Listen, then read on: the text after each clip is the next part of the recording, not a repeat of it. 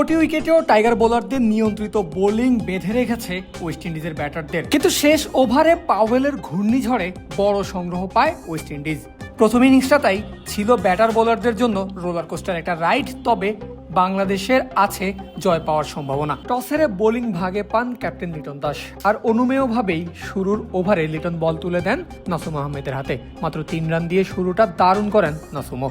এরপর বলে তাসকিন আহমেদ এবং তানজিম সাকিব, অর্থাৎ প্রথম 3 ওভারে ভিন্ন 3 জন বোলার ব্যবহার করেছেন ক্যাপ্টেন লিটন।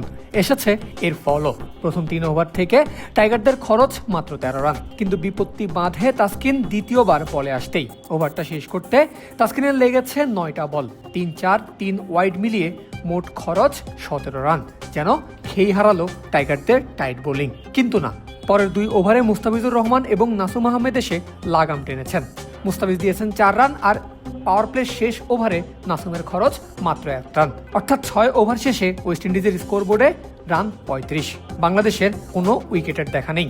এখন যে কোনো ব্র্যান্ডের পুরাতন এসি বদলে নতুন ওয়ালটন এসিতে উপভোগ করুন 25% ছাড়। সপ্তম ওভারে বলে রিশাদ হোসেন, খরুচে সেই ওভারে দেন 13 রান। পরের ওভারে তানজিম সাকিবের বলে আলিক আথনেজ হাঁকান ইনিংসের প্রথম ছক্কা, আর নবম ওভারে বাংলাদেশ পায় কাঙ্ক্ষিত প্রথম উইকেটের দেখা।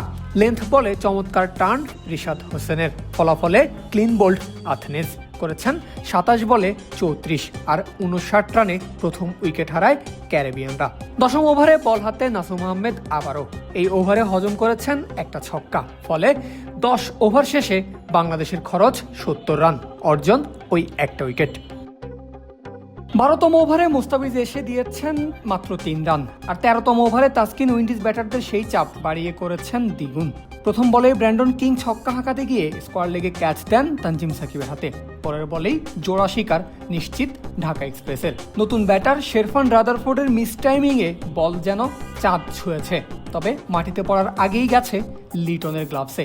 82 রানে 3 উইকেট টাইগারদের। 15 ওভারে ওয়েস্ট ইন্ডিজের রান 100 পার করে। 17তম ওভারে ফিজের বলে শাই হোপের ক্যাচ মিস করেন শর্ট থার্ডে থাকা ফিল্ডার তানজিম সাকিব। জীবন পাওয়া হোপ শুরু থেকেই উইন্ডিজদের হাল ধরেছেন, অর্থাৎ 4 ছক্কায় টাইগার বোলারদের ভুগিয়েছেন বেশ। সঙ্গে ছিলেন রবম্যান পাওয়েল। শুরুতে স্লো খেললেও শেষ দিকে তুলেছেন ঝড়। 18 ওভার শেষে ক্যারিবিয়ানরা পায় 129 রানের সংগ্রহ, কিন্তু শেষ ওভারে পাওয়েলের ঘূর্ণিঝড়ে বড় সংগ্রহ পায় ওয়েস্ট ইন্ডিজ।